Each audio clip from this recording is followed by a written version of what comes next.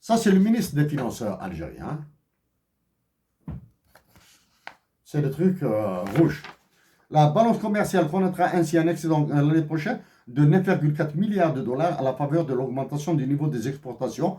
L'augmentation des niveaux des exportations, c'est-à-dire avec, avec tous les aplomantrismes qu'a fait qu'ont fait son attraque, l'État algérien et les généraux, etc., nous allons enregistrer uniquement 9 milliards d'excédents commerciaux. Et les importations demeurent toujours élevées à 37 milliards de dollars.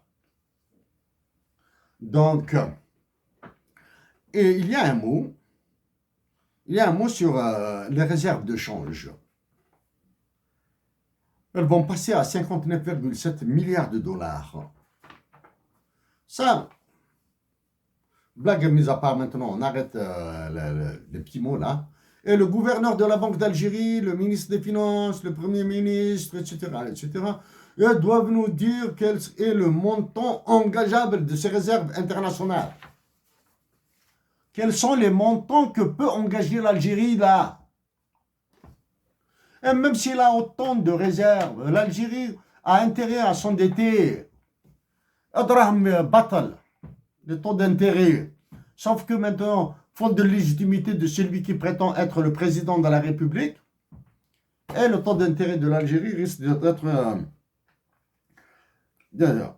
concernant l'inflation, qui a constitué l'un des points évoqués par les députés, non monsieur, les députés algériens sont incapables d'évoquer l'inflation.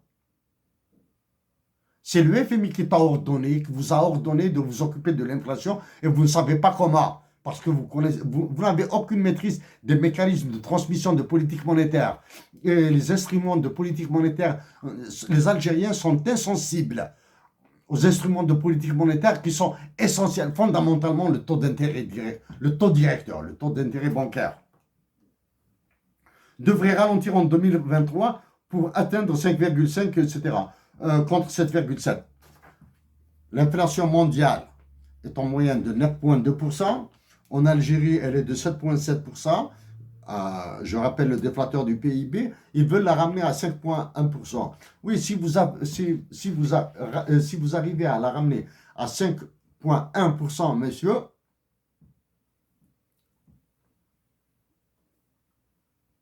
demandez-moi de faire ce que vous voulez d'humainement acceptable. Hein? Demandez-moi de faire ce que vous voulez d'humainement et socialement acceptable. Et je le ferai. Ça, bien sûr, vous allez me donner les prix. Le calcul détaillé de l'inflation.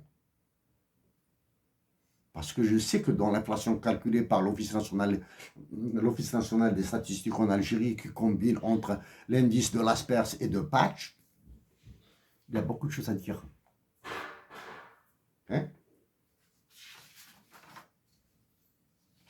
Dans l'APS, c'est vraiment pour rire.